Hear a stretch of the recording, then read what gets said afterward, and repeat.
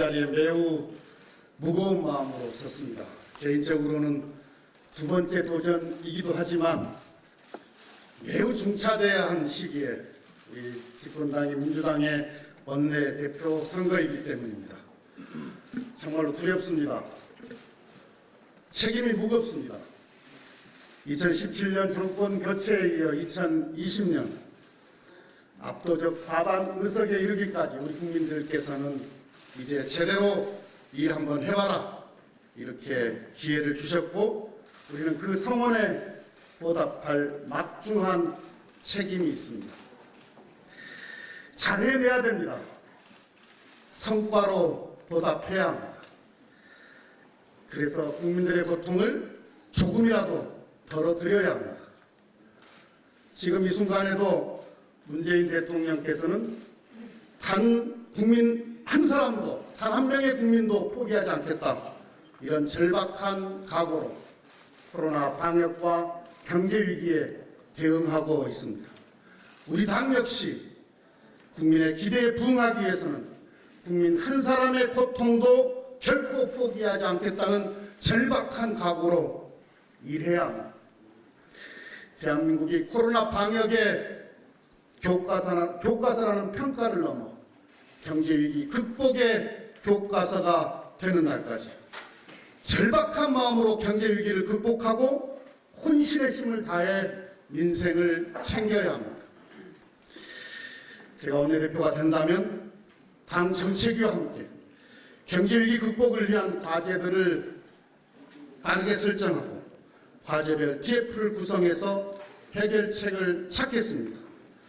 초선 의원님은 물론 우리 당의 모든 의원님들이 머리를 맞대고 일할 수 있는 시스템을 구축하겠습니다. 당정청 내부 토론은 더 치열하게, 도출된 결론은 더 신속하게 추진하겠습니다. 당정청이 원팀이 되어 이 위기를 극복하는 데 온 힘을 모으겠습니다. 우리 당이 과반 의석을 차지한 것이 16년 만입니다. 이러한 압도적 승리는 모두 우리 당의 훌륭한 선배 지도자들께서 당정청 원팀을 만드는 통합의 리더십으로 이끌어 주셨기 때문입니다.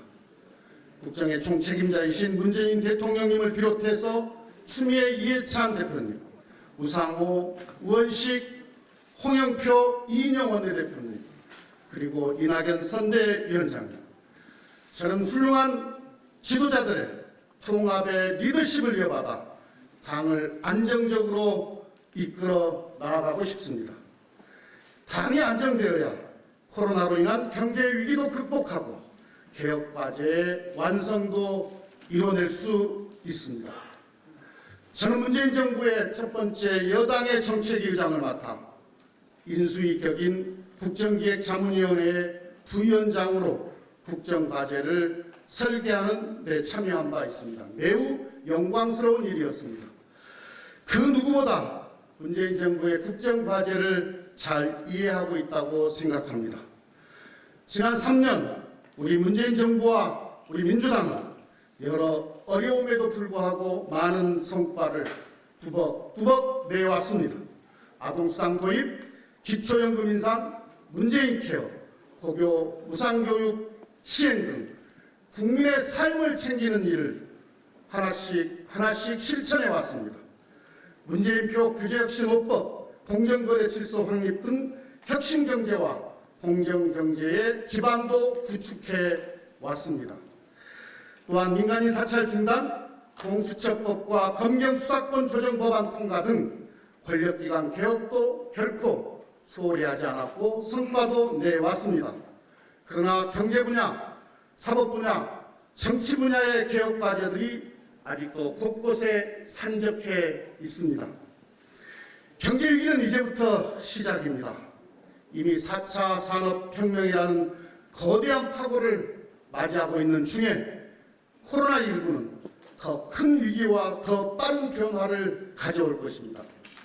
저는 정치기회장 시절 이명박 정부가 무너뜨려 놓은 초세대 제도를 정상화시키고 확장적 재정에 물꼬를 텄고 지역균형 발전을 위한 예타 면제 사업을 확정해냈습니다.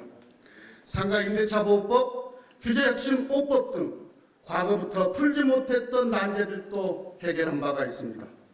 경제정책을 알고 많이 다뤄본 제가 이 위기를 극복하는 데 적임자라고 감히 말씀 올립니다. 경제 위기를 극복하고 오히려 이 위기를 기회로 만들어 한 단계 더 도약하는 대한민국을 만드는데 모든 힘을 쏟아보고 싶습니다. 권력기관 개혁 역시 이제 첫 단추를 끼웠습니다.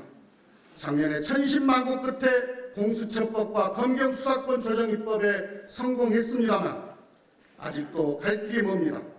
마침 이번에 당선되신 분들 중에는 과거 국정농단, 사법농단 세력에 맞서서 양심에 따라 용기 있게 행동하셨던 분들이 있습니다. 이분들을 포함해서 TF팀을 구성해서 권력기관을 국민의 품으로 돌려주는 일도 될 때까지 끈질기게 해내겠습니다. 권력기관의 개혁 반드시 완수하겠습니다. 국회 개혁 시급합니다. 속도가 생명인 시대에 우리 국회는 결정 하나 내리는데 너무 오랜 시간을 허비하고 있습니다. 국회 개혁의 본질은 일하는 국회를 만드는 것입니다. 상시국회 시스템 반드시 도입해야 됩니다. 전문성을 살린 상임위 배정, 복수 법안 소위를 통한 의원 역할 강화, 법사위의 올권 방지 등 국회가 수기의 총량을 유지하면서도 빠른 결정을 내릴 수 있도록 일을 할 수밖에 없는 제도와 시스템을 만들겠습니다. 대화관계 역시 잘못된 관행들을 타파하고 적극적인 협상으로 실질적 성과를 만들어 보이겠습니다. 많은 분들이 협치를 말씀하십니다. 저는 협치는 선한 의지만을 가지고는 되는 것이 아니라고 생각합니다. 제도를 통한 협치, 간단 있고 끈기 있는 자세, 아울러 유연한 대안 마련 능력이 없으면 성과를 내기 어렵습니다.